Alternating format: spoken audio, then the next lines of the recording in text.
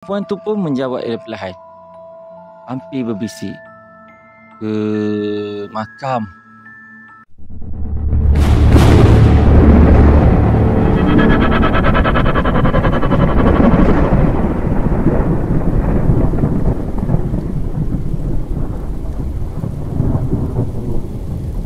Selamat malam.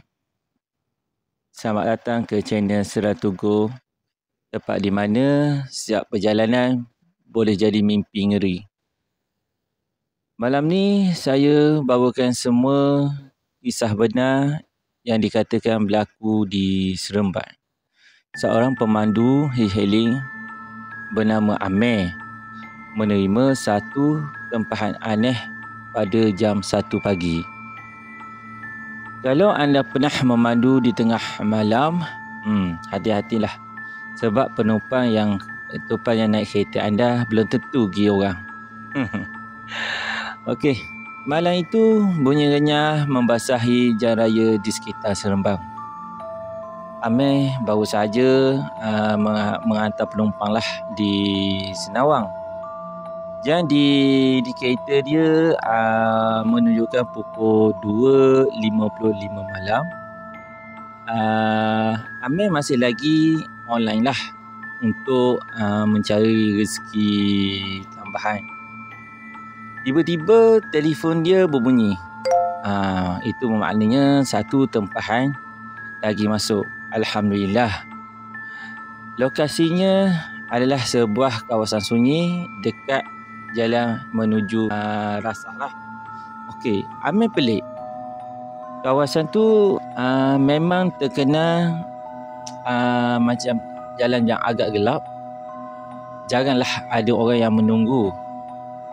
Apatah lagi pada waktu malam macam ni. Tapi kerana fikiran rezeki, Amir pun tekanlah accept dah pada apps e-hailing dia tu. Okey, Amir pun drive lah ke tempat yang dituju tu. Sepanjang perjalanan, hati dia ni berasa kurang sedap. Jalan kecil tu yang macam jalan yang dia nak pergi tu, maknanya tiada kenderaan lain pun selain kereta dia. Sampai di lokasi tu hanya ada satu tiang lampu lah, jalan yang berkelip-kelip. Amir periksa aplikasi dia. Betul ni lokasi pick up di situ. Amir pun fikir seketika. Berapa minit kemudian, Amir ternampak seorang perempuan muda berdiri tepi jalan. Pakaian dia lusuh, rambutnya panjang menutupi bahagian wajah dia lah. Dia melangkah perlahan membuka pintu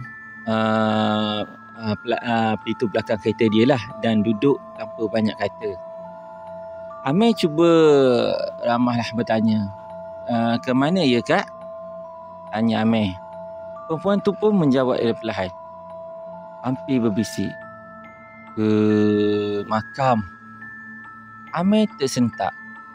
Dia sangka telinganya tersilap dengar. Dia semak aplikasi. Betul, destinasi yang diminta memang tanah perkuburan Islam lama di Seremban. Okey, perjalanannya jadi sunyi. Radio tiba-tiba hidup sendiri, berbunyi lagu yang agak lama. Bau harum melati memenuhi dalam kereta dia. Amir ni mula macam bulu roma dia meremang. Dia cuba pandang cermin, pandang belakang. Perempuan tu masih lagi tunduk, wajahnya tak nampak jelas lah. Tiba-tiba perlahan-lahan perempuan itu bernongak. Mata dia nampak merah. Senyumnya aneh dan panjang, dengan suara garau yang tak sepadan dengan tubuhnya. Dia berkata, "Jangan berhenti, teruskan. Aku dah lama menunggu." Amir istighfar. Astaghfirullahalazim. Mulutnya membaca ayat kursi. Perlahan-lahan tangan dia menggigil memegang steering. Sampai di pintu pagar kubur, perempuan itu tiba-tiba berkata, "Berhenti di sini." Amir pun menoleh ke belakang. kosong. Kursi belakangnya hanya basah dengan kesan tanah merah. Amir berasa kaku. Dia tekan pedal minyak, terus pecuk tinggalkan kawasan tu. Nafasnya laju. Peluh dingin dia menitis di dahi. Namun ketika itu, Amir pandang cermin belakang, hampir menjerit. Perempuan itu berdiri di tengah jalan gelap. Rambutnya mengurai, mata dia kosong.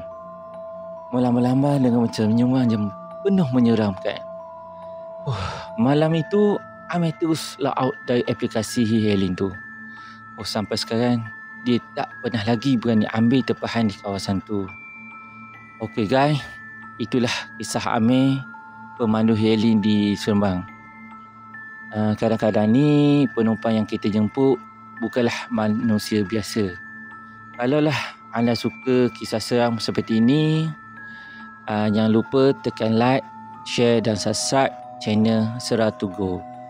Jumpa lagi kisah seram seterusnya. Ingat, bukan semua yang naik kereta anda berasal dari dunia kita. Assalamualaikum. Jumpa lagi di next video.